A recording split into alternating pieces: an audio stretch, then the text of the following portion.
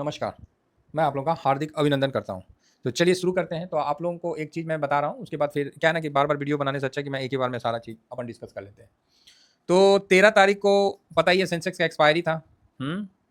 और ये जो घटना है जिसमें कोपथला और Mansi share stock broking private limited, है ना? इन्वेस्टमेंट लिमिटेड, बताइए। एक लिमिटेड है, एक प्राइवेट लिमिटेड है। सोचिए कितना बड़ा बड़ा है। प्राइवेट लिमिटेड ही बहुत बड़ा होता है, लिमिटेड सोच लीजिए तो कितना बड़ा, मतलब ये इनके पास कैश का है। दोनों इसने इन दोनों ने CAS को बेनिफिट लिया क्लोजिंग ऑक्शन सेशन। वो क्या होता है, देखिए एक चीज़ हमेशा याद रखिए। सिस्टम बोला ऐसे चलो, सिस्टम बोला ऐसे चलो, और उसके बाद ऐसे मुड़ के यहाँ पर ही आओ। आप स्मार्ट हैं, आपको ये रास्ता दिख गया, आप ये रास्ता पे चले गए, सिस्टम आपको छोड़ेगा नहीं। वो आपको पकड़ लेगा, बोलेगा जब मैंने बोला इस रास्ता से चलो तो तुमने ये रास्ता क्यों अपनाया। अरे भाई, तुमको दिखा नहीं सिस्टम को कि यहाँ ये भी रास्ता हो सकता है। तुम इतना रोड बनाने में और इतना लाइट लगाने में, इंफ्रास्ट्रक्चर डेवलप करने में तुमने पैसा खाया, जो भी है खर्चा करके, तुमको ये भी तो दिख सकता है कि ये रास्ता शॉर्टेस्ट रूट है, इसको कर दो। तो सिस्टम नहीं करेगा, ठीक है। और जब सिस्टम से पूछिएगा कि भाई साहब आपने ये रोड क्यों नहीं अपनाया, आपने ये रोड क्यों अपनाया, तो क्या फुद्दू बनाएगा पता है। हम एरिया को डेवलपमेंट करने के लिए हमने लॉन्ग रूट बनाया, जिससे क्या है कि ज़्यादा से ज़्यादा एरिया एक्सपोज हो। ठीक। अरे भैया, वो कब होगा कब नहीं होगा वो तो बाद की बात है, लेकिन वर्तमान में तो आपने अपना फंड को उसमें इंगेज कर दिया। अगर आपको ये रास्ता कोई शॉर्टकट जाने लगा तो सिस्टम बोलेगा ओ ये रास्ता नहीं, ये रास्ता ठीक नहीं है। अगर आप गलती से चले गए और सिस्टम को पता चल गया तो बोलेगा कि नो, आपने तो गलत किया, आपने टोल नाका को पैसा नहीं दिया, आपने कैसे आप शॉर्टकट चले गए। ठीक है, तो बस यही चक्कर है। जब भी किसी व्यक्ति या किसी फर्म ने या कोई प्राइवेट लिमिटेड हो या लिमिटेड हो, सिस्टम को जब भी चुनौती दिया है और सिस्टम से स्मार्ट थोड़ा पैसा निकाल लिया है, तो फिर सिस्टम ना ऐसा पीछे पड़ जाता है कि क्या ही बताए। समझ रहे बात को। हर्षद मेहता केस में भी यही था और कुछ नहीं था। हर्षद मेहता सिस्टम से आगे बढ़ गया था, उसे आगे सोच ले रहा था, तो भैया फंस गया।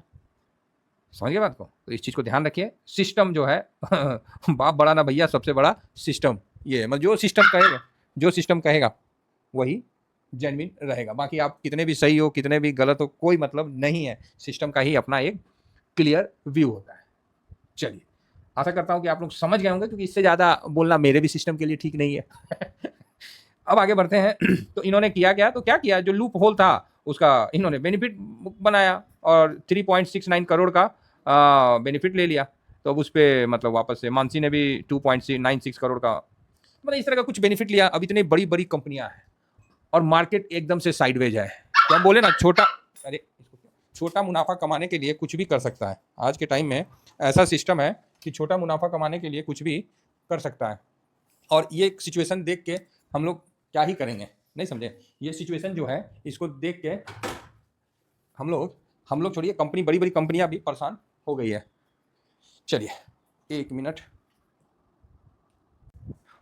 तो सेबी ने इस पे एक्शन लेने को कहा है, ठीक है। और एक बात बताएं, जब भी ये मतलब ये दुनिया में ना, जब भी आप पे सिस्टम कार्रवाई करेगा ना, तो आप ये मान के चलिए एक आदमी पर जब सिस्टम की कार्रवाई होती है तो देखिएगा यहाँ 1000 लोग खड़े होकर बोलेंगे नहीं नहीं वो सही है भाई, सरकारी तंत्र में समझ रहे हैं, वो पता नहीं क्या क्या उसको बोलने लगेगा। जो भी सिस्टम का लूप होल का बेनिफिट उठाया उसको क्या क्या बोलने लगेगा। और यही जब बिहार का एक लड़का जब गूगल का हैक कर लिया पूरा गूगल को, और उसने बताया था गूगल को कि भैया मैंने मेल किया, मैंने इतना बजे से इतना बजे इतना सेकंड के लिए मैंने आपका सिस्टम हैक कर लिया था।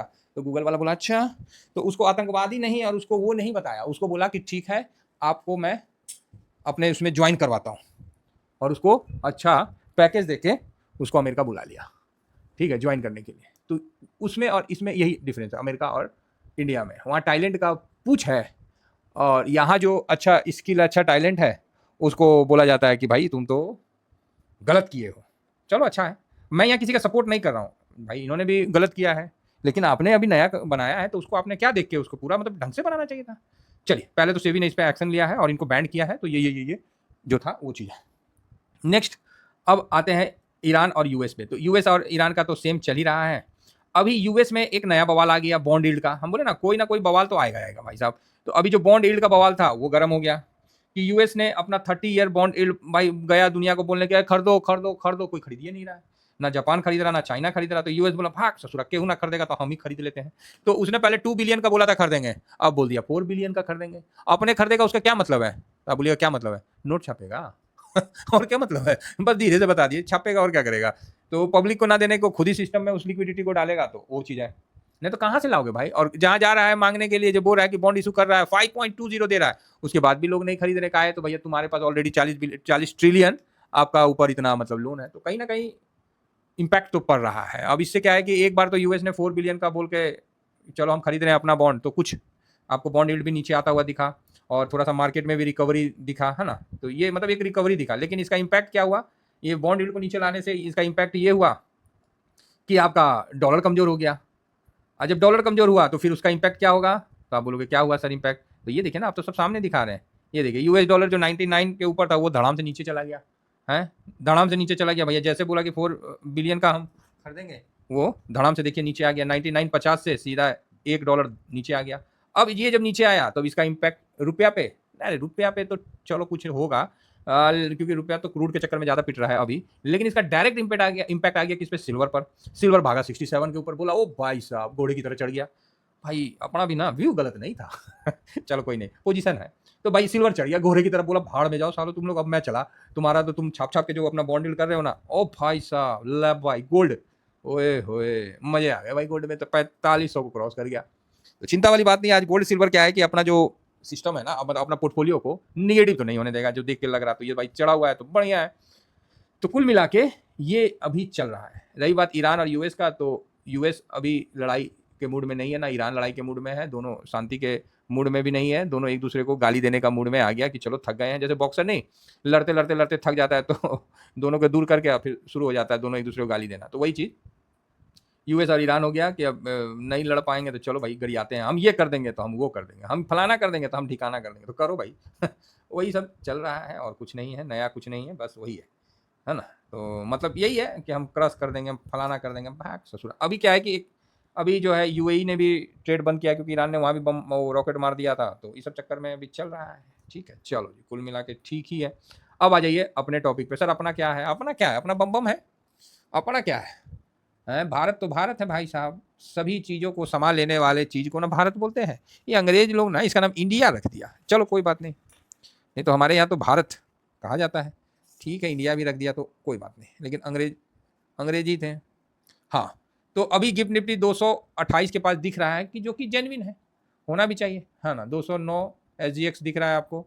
और एडीआर में देखें तो इन्फोसिस में अच्छा मतलब बाउंस बैक आया था, मतलब बहुत ज़्यादा नहीं है, 1.5% का है, हालांकि पहले ज़्यादा था और इसी जगह मतलब थोड़ा सा कमज़ोर हुआ था अभी देखते हैं तो वापस से एआई का जो है कोरिया में फिर से तेज़ी आज भी लौट गया भाई, है ना।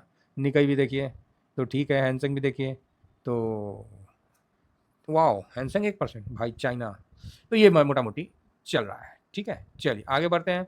अब कल एफआईएस ने हमारे यहाँ क्या किया? तो हमारे यहाँ तो बिकवाली ही किया। कैश में माड़ा सा थोड़ा सा खरीदारी है 407 करोड़ का, बाकी तो बिकवाली ही है। अब यहाँ पर ही ये पोजीशन दिखा देते हैं इंडेक्स का कि यहाँ एफआईएस ने 9.58 कल भाई साहब लार्ज कैप है ना, ऐसा रगड़ दिया ना कि मतलब उठ नहीं पाया। और जिसमें रिलायंस को वो दबोच लिया, रिलायंस को दबोच लेने से ही काफ़ी मतलब काम हो जाता है। तो रिलायंस को, आईसीआईसी बैंक को, इनको दबोच लिया ना, तो बाकी तो हिम्मत ही तोड़ दिए। तो कल इसीलिए मैंने बोला कि नहीं नहीं नहीं नहीं ऊपर नहीं आएगा, और कल आपने देखा ही माइनस बंद हुआ। तो यही चीज़ चल रहा था, है ना।